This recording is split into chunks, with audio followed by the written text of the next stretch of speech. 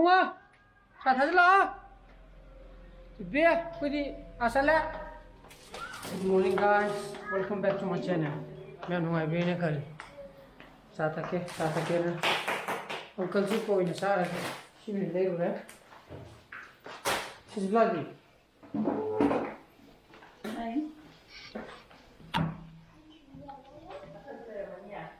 Kenapa lem tu je macam tak? Nana kang ini ne, ha? Macam tu lagi mana ni lah? Macam tu lagi mana ni hai je lah, nak tu je lah. Sesia, lau, siapa yang dicari tu ni?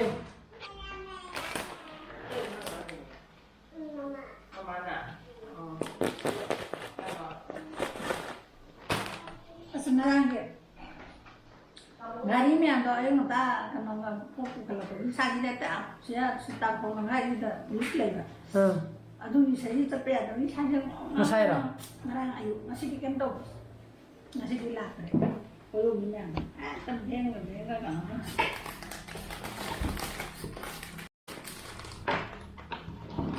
Ibu ngok. Macam ada tahu mana, macam ni, lem di sini je. Sebab mana boleh je? Yes. Law. Angkat cip law. Angkat cip, sana tu kem le. Angkat cip. Tu OINA tu hàng tu nó là hàng được rồi. Hey, nó bao ngày rồi nè. Nó phải hàng tu nhé, mà phải hàng tu này. Cái là hạt phô chứ. Khazana je kita phang le le ba. Khazana je. Hai na ta ko ka bola tamba. Jui. Hi di jaw ko da no tikatala tule la me. Ngara mu tu hoto le ngang phung ni phai ta le tum ko ko. Nó phải tên nào? Thế là phải lên một cái. Bin ma de lai to ko da phung am la khai he ma lo da ni. Tại ngàn cho nó chắc thì rồi ra. Ha. Kau. Aku itu ni. Nong su hang kre. Si lai tu thabi ki lai mem jing. Pasal ber.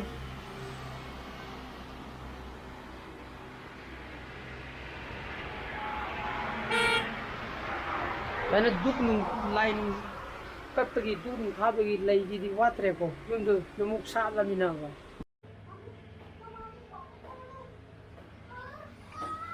Nong chu hang kre. Usa thola ka dam mali.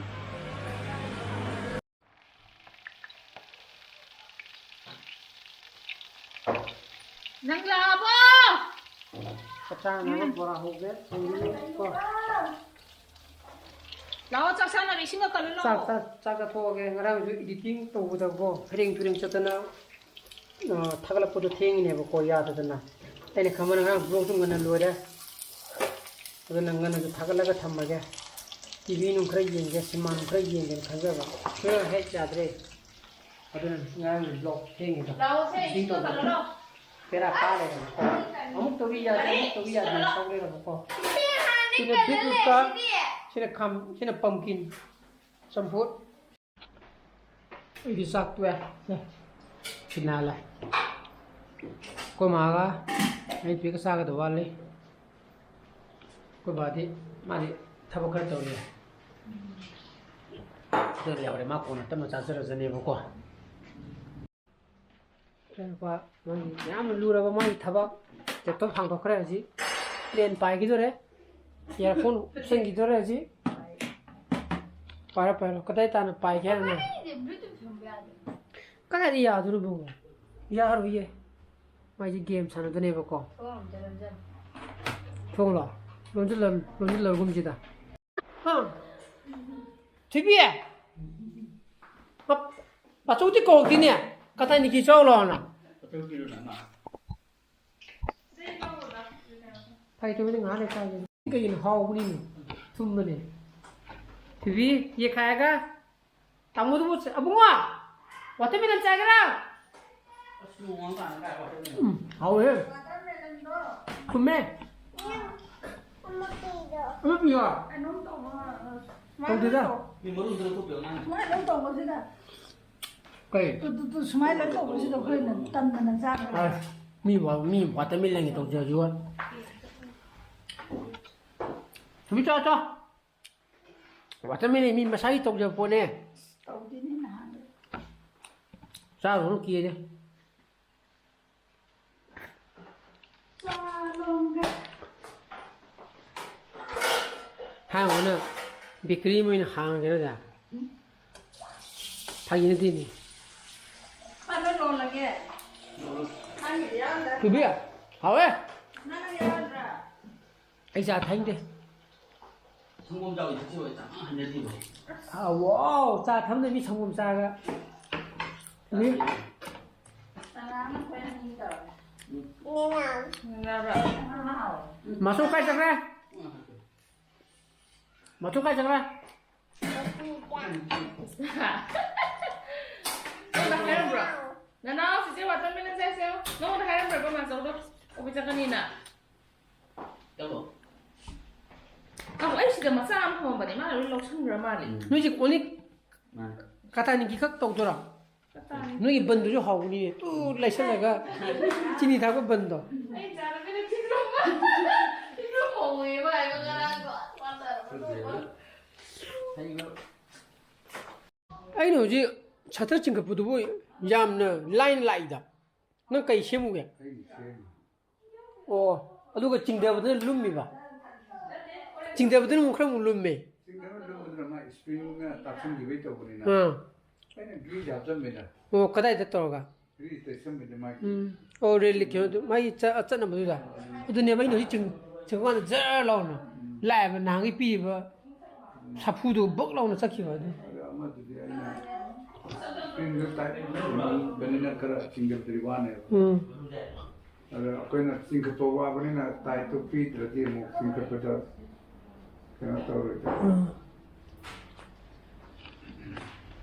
ไอ้เจ้าอีกการที่กอล์ฟเช่นสตาร์ทดูดูยามกุ้มบ่ยามเจ้าเราจีนการทุกๆกันเนี่ยเจ้าเราปากที่ไปได้เจ้าเราอีกเปล่าดูอีนี่ชิงท่าเสร็จแล้วดูสักอย่างอ่ะบุ้งอ่ะไปชิงท่าเสร็จแล้วหาอะไรก็ลูกแกปะแต่บ้านลูกแกตัวก็นั่งลูกเรา Ai lừa cái đó?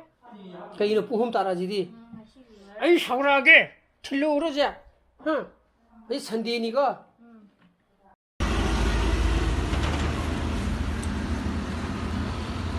ไอ้หนูพี่บักที่กับภาษาลูกนี่ฮัลโหลเนี่ยมวยจะทีมเลยมวยจะกลับไปเลยนะแต่อีรู้จะไปไหนกันแต่ฉันไปรู้จะเรียนนี่ชีวิตหลงเลยนะว่ามาชีวิตสันดีนี่กันมาให้เจ้าบุ้งอ่ะมาลูดนี่เนี่ยมาดีकाय चक्र बा यार सचिन नंगा Lutho हम जे कोन लू जरा जने छी छेटा सो होगा बा यार ममान लू जरा जने हां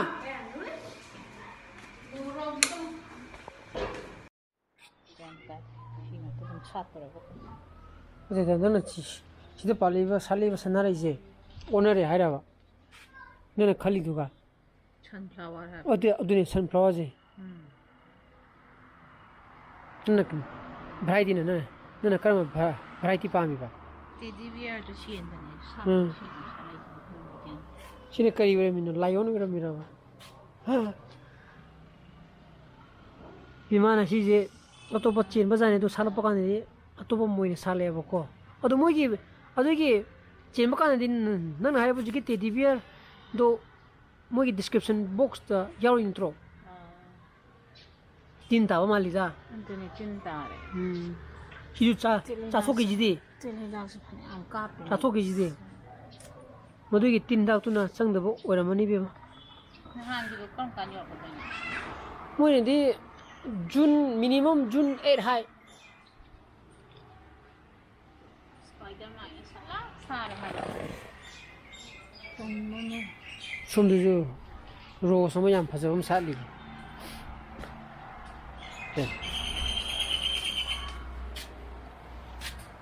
알아봐.